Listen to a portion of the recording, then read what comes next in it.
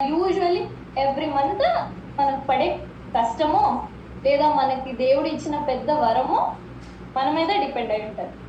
So ఇది కాకుండా దీనికన్నా ఏదైనా అదర్ దాన్ దిస్ జరిగితే దాన్ని అబ్నార్మల్ అంటాం. లైక్ హెవీ బ్లీడింగ్ కానీ, లేదంటే ఇర్రెగ్యులర్గా బ్లీడింగ్ కానీ, లేదంటే రెగ్యులర్గా అవుతుంది హెవీగా ఏం లేదు కానీ తక్కువ నెంబర్ ఆఫ్ డేస్ రావడం కానీ, ఇట్లాంటివన్నీ అనేవి మెన్స్ట్రల్ ప్రాబ్లమ్స్ అన్నమాట. ఈ మెన్స్ట్రల్ ప్రాబ్లమ్స్ మనం లైక్ ఎలా మనం తగ్గించుకోవాలి అంటే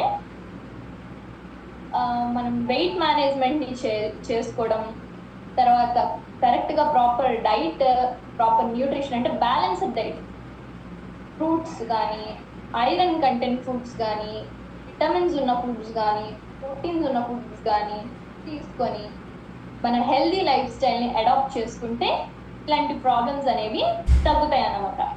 యూజువల్లీ మనం ఇది యంగ్స్టర్స్లో చూస్తాము అండ్ ఎల్డర్లీ ఉమెన్స్లో అంటే 35+ ఉమెన్స్లో కూడా ఇట్లాంటి పీరియడ్స్ ప్రాబ్లమ్స్ అనేవి రెగ్యులర్గా మనం చూస్తూ ఉంటాం. ఓకే, ఇలా చిన్నపిల్లలకి చిన్నప్పటి నుండి జరగడం వల్ల ఏంటంటే ఇన్ఫర్టిలిటీ ప్రాబ్లమ్స్ కూడా ఉంటూ ఉంటాయి అన్నమాట. యూజువల్లీ ఇన్ఫర్టిలిటీ అంటే ఏంటంటే ఇన్ఎబిలిటీ టు కన్సీవ్, అంటే కన్సీవ్ అవ్వలేకపోవడం అంటే గర్భం దాల్చలేకపోవడం అనమాట. అది నెంబర్ ఆఫ్ కాజెస్ ఉంటాయి, దానికోసం సపరేట్గా ఎప్పుడైనా మాట్లాడుతున్నాం.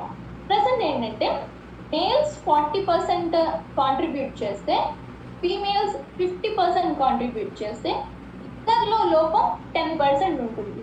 సో ఎప్పుడైనా ఇన్ఫర్టిలిటీ ఎవరైనా మీకు తెలిసిన వాళ్ళు ఉంటే ఫస్ట్ ఒక ఆడవాళ్ళని మాత్రమే లైక్ తప్పు పట్టకుండా ఇద్దరు కౌన్సిలింగ్ అనేది తీసుకోవాలి, ఇద్దరు చెకప్ అనేది చేసుకోవాలి, ఇద్దరు మెడికేషన్స్ అనేది తీసుకోవాలి. అలా తీసుకోవడం వల్ల ఈ ఇన్ఫర్టిలిటీ కేసెస్ అనేవి తగ్గుతాయి అన్నమాట.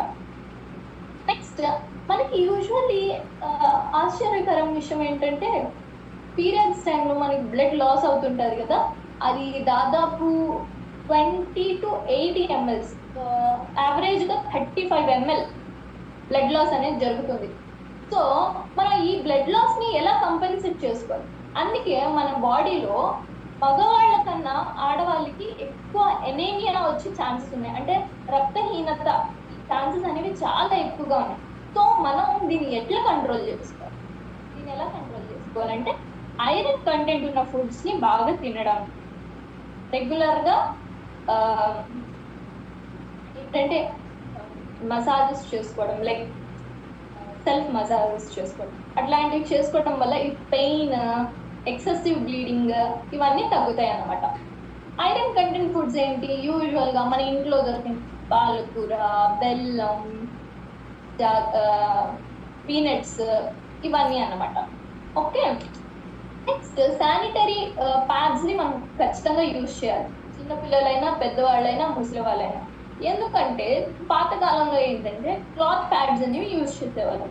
ఇలా క్లాత్